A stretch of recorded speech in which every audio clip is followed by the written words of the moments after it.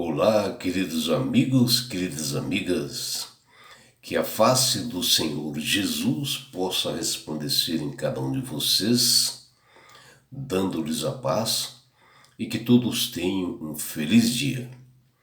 Vamos estudar a lição?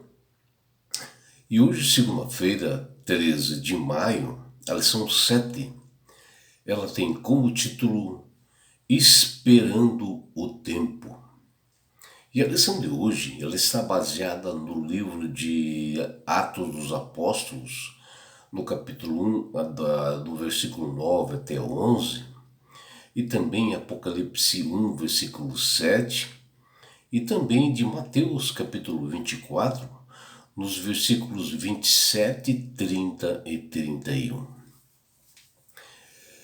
Embora os grandes reformadores protestantes acreditassem, na volta de Jesus, que ela seria um retorno assim, literal, visível, audível, né, e bastante glorioso de Cristo, com a demora na volta de Jesus, a compreensão dessa verdade ela mudou assim com o tempo. E também, como aconteceu também com os grandes pregadores populares do século XIX, eles ensinavam que Cristo viria para estabelecer seu reino na terra e inaugurar ali 1000 anos de paz. E isto assim levou assim a todas essas pessoas a uma letargia espiritual pela demora, pela devida compreensão na volta de Cristo. Embora os discípulos de Cristo também sabiam, né, que Jesus iria demorar um tempo para que se cumprisse as profecias, porque a base dos discípulos e do próprio Cristo antes era o Antigo Testamento. E ali no livro de Daniel, assim como Isaías, e no livro de Esdras e Números, Cristinho, naqueles pergaminhos, mencionavam mais ou menos quando viria até a primeira vinda e também a segunda vinda. Eles apontavam tudo isto. Tanto é que em Daniel capítulo 8, ele fala dessas 2300 tardes e manhãs, que se eles estudassem e observassem, né, através do Antigo Testamento, eles saberiam que viria bem posterior, né? Porque um dia profético é igual a um ano, que fala lá em Números e fala também em Esdras, né? E o retorno de Cristo a este mundo, que hoje, no período que nós vivemos, ele está bastante próximo, está breve, pelo cumprimento das profecias e dos sinais que Jesus nos deu. A Bíblia ela está bem clara em dizer que essa segunda vinda de Jesus ela não será secreta, não será um acontecimento assim local, mas sim ela é global, um evento do universo verá. Porque a Bíblia diz que todo olho verá Jesus nas nuvens dos céus, ou seja, Jesus virá até as nuvens dos céus, que está lá em Apocalipse 1:7. E os anjos é que descerão para ressuscitar aqueles que morreram acreditando em Cristo e levará para o encontro com Jesus nas nuvens dos céus. Assim também ocorreu com os rios que se mantiveram fiéis a Jesus naquele momento, né?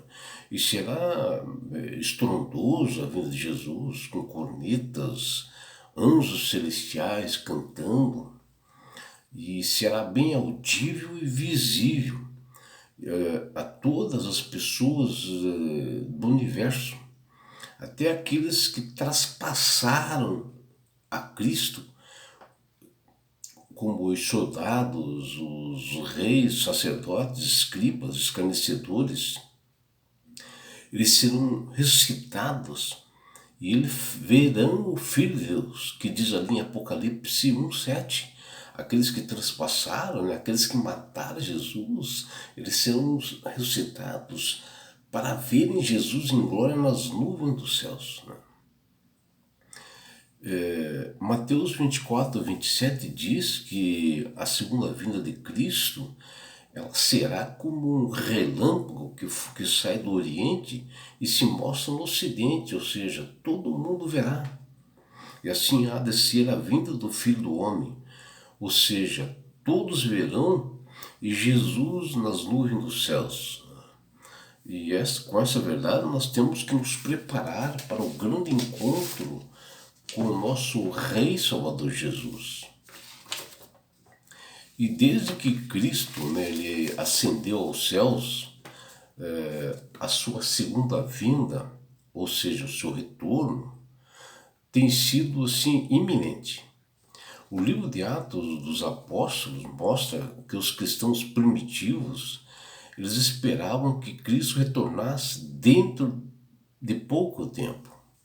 As maravilhas, né, e sinais executadas pelos apóstolos, que fala em Atos 2:43, por outras pessoas eram consideradas sinais de que do breve retorno de Cristo naquele tempo.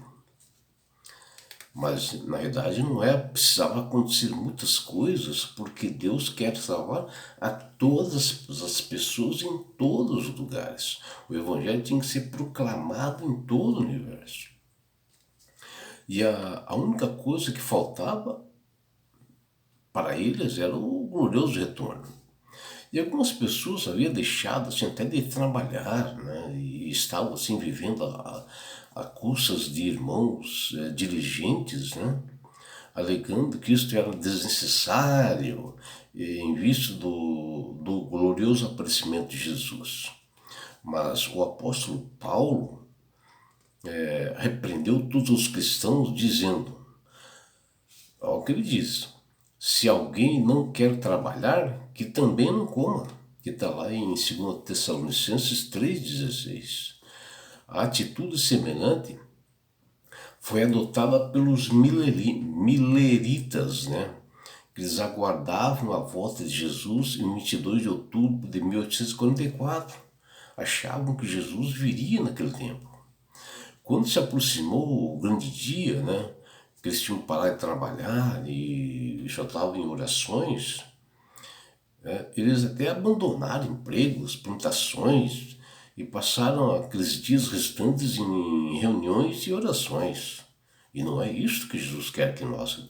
Ele quer que nós sejamos nós, dentro das nossas atividades, proclamando o Evangelho, estudando, trabalhando, fazendo nossas atividades. E os discípulos de Jesus também entenderam mal a natureza da segunda vinda. Pensavam que ele viria como um general autoritário que quebraria o jugo romano, não como aquele que libertaria da condenação e dos grilhões do pecado. E Jesus veio nos libertar do pecado, da morte, dar uma esperança para nós, para o reino eterno. Daí sim, na segunda vinda, ele viria nos buscar. E vem nos buscar. E até os grandes reformadores protestantes, né, e estudiosos da palavra de Deus, na Bíblia, eles falavam assim, ó, céu aberto para todas as pessoas que achavam que o retorno de Cristo era imediato, mas algumas verdades eles falavam. Por exemplo, eles falavam que era um retorno literal, e vai acontecer. Que era visível do Oriente ao Ocidente, do glorioso Jesus. E isso realmente é verdade. Mas só que ele não viria naquele tempo deles. A compreensão dessa verdade, com o tempo, mudou para eles, né? Eles achando que viria naquele momento, poucos dias depois, né?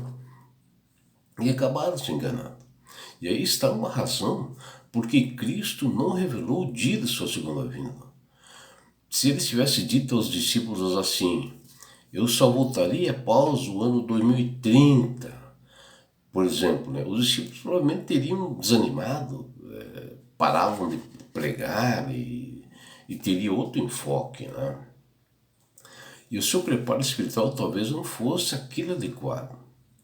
Por outro lado, se nós hoje soubéssemos, né, que ele viria dentro de algumas semanas, nós não faríamos mais nada, né, como os mileritas acabaram fazendo, e nós estamos fazendo o mesmo que eles estão fazendo. Abandonaríamos tudo, o trabalho, os estudos, os planos para o futuro e ficaríamos ali aguardando a Jesus em reuniões, quietos, em orações, nos lares talvez. Mas esse não é o plano de Deus. Jesus mencionou em Mateus 24 alguns sinais de seu retorno ao mundo e diante dos seus discípulos ele disse, olha o que Jesus falou, e será pregado esse evangelho do reino por todo o mundo, para testemunho a todas as nações. Então virá o fim, mas só depois de acontecer tudo isso. Está lá em Mateus 24:14. E quando Jesus fala todo mundo, são todo mundo mesmo, né? São tribos, nações, línguas, nos confins das terras, né?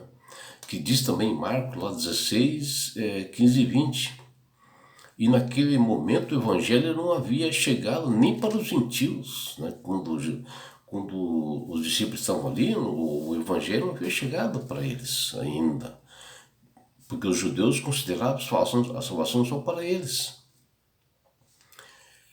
E hoje ainda falta, no nosso momento hoje, ainda falta a janela 1040, que são países da latitude 10 graus e 40 graus ao norte, né, da linha do Equador, que seria o oeste da África, Ásia, Oriente Médio, Índia, Coreia do Norte, que eles precisam conhecer o Evangelho eterno para que Jesus possa voltar. Em Atos 1, versículo 8-11, Jesus, diante de seus discípulos preocupados, né, ao saberem que ele ascenderia aos céus e não estaria mais com ele, e que ele iria junto ao Pai, proferiu suas últimas palavras de esperança para seus discípulos. Mas mesmo assim, eles faziam perguntas assim bem estranhas, né? Como, Senhor, será este o tempo em que restaurares o reino de Israel?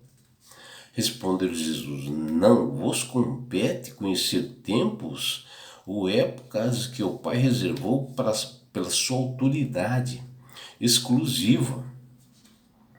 Mas para acalmar os discípulos, né, para eles saberem assim que eles não ficariam sozinhos, né, Jesus diz a eles, mas recebereis poder ao descer sobre vós o Espírito Santo, que está lá em Atos 1:8. E aqueles que por 3 anos e meio que eu havia conhecido a Jesus, seguido, né, o Mestre, ansiavam conhecer já o tempo do retorno. E Deus não deixou sem resposta sobre os sinais da volta do seu Filho Jesus, que está lá em Apocalipse 1. Já no seu início, nos é mostrado o objeto principal de revelar a Jesus Cristo, de mostrar Jesus Cristo para as pessoas. Pois antes de nós preocuparmos com a volta de Cristo, nós temos que conhecer esse plano de salvação e se preparar para esta segunda vinda.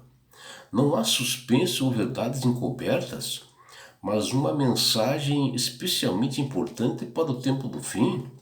E João, no livro de Apocalipse, ele dá uma promessa que está estabelecida para com todos, para que se preparem e receberão bênçãos para os que leem, para os que ouvem a profecia e as guardam. O que nela está escrito, que fala em Apocalipse 1:3. E já em Apocalipse 1:7, o apóstolo João menciona como Jesus aparecerá na sua segunda vinda, e ele diz, eis que vem com as nuvens do céu, e todo olho verá, até quanto os traspassaram, e todas as tribos da terra se lamentarão sobre ele. Ou seja, Jesus virá nas nuvens somente, né? E aqui bem claro o livro de João fala que na segunda vinda de Jesus aparecerá somente no céu, e toda pessoa no mundo, desde o Oriente até o Ocidente, eles verão Jesus no mesmo momento. E assim ele, Cristo, não pisará aqui na terra. Jesus não vai vir e pisar aqui na terra. Ele vai ficar nas nuvens do céu, né? Quem vem nos buscar e levar para as nuvens dos céus ao encontro com Jesus são os anjos, né? Onde levarão primeiro aqueles que morreram em Cristo, acreditando por la fé, né? Que eles serão ressuscitados primeiro, como fala Apocalipse. E naquele momento da descida dos anjos, e depois os fiéis que estarão ali vivos, né, observando todo o acontecimento, que também acreditaram em Jesus, que obedeceram os estatutos e mandamentos, os anjos vai levá-los também ao encontro de Cristo nas nuvens dos céus. E assim descarta, né, falsos cristãos que aparecerão, estão aparecendo na terra hoje, levando ao engano das pessoas, dizendo que eles são Cristo, que Ele está ali, que Ele está acolá, mas nós não devemos acreditar nisso. Jesus voltará numa aparição visível a todos, né? E assim o povo de Deus, que por tanto tempo assim,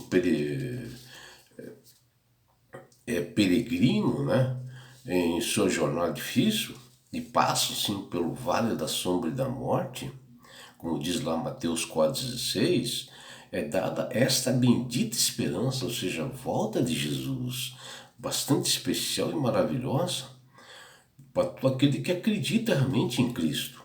E que isso assim, nos dê sabedoria para nós termos o devido entendimento, através do poder do Espírito Santo, que nós recebemos esta sabedoria e entendimento para entender as Escrituras, e que isto venha nos dar alegria, essa grande promessa do aparecimento de Cristo, que é a ressurreição dele para a vida eterna, que fala em João 11:25, para levar aqueles que se permanecerem fiéis, que observam os estatutos e mandamentos dele, de Jesus, e levá-los para as mansões celestiais, a Nova Jerusalém, para a eternidade, um novo lar para seus filhos, que aqui estão numa prisão tremenda aqui neste mundo, né? E a doutrina da segunda vinda de Jesus é sem dúvida a nota de maior proeminência, a nota tônica das Escrituras. Porque desde que Adão e Eva saíram para fora lá do Jardim do Éden, né, e para esse mundo aqui de pecado, e foi eles que foram culpados disso, né, os filhos da fé têm esperado a volta de Jesus.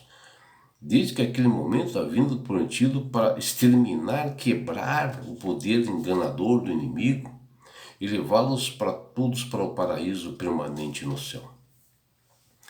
E é por isso, meu amigo, minha amiga, que Deus tem falado com todas as pessoas para aceitarem a Jesus como Salvador e Senhor. Porque a partir do momento que você aceita Jesus como Salvador e Senhor, você tem sabedoria, você tem entendimento, você começa a manusear melhor as Escrituras, você começa a enxergar essas verdades que estão ali nas Escrituras, né? Por exemplo, que a vinda de Jesus ela é audível, ela é visível, que diz ali em Apocalipse, no livro de Apocalipse, que todos ouvirão, né? Então não podemos cair em enganos, né? E não é só isso, meu amigo, minha amiga. Quando você aceita Jesus como Salvador e Senhor, você ganha de Deus esse presente que chama-se salvação. E com isto, Jesus, na sua grande volta, ele vai levar você, a sua família, a mim, a todos nós, para as mansões celestiais, um lugar, meu amigo, minha amiga, de onde não haverá mais morte, aflições, dores. E sabe por que Deus quer fazer isto com você, minha amiga? Com você, meu amigo? Porque Jesus te ama. Abraços do seu amigo João Carlos Amorim.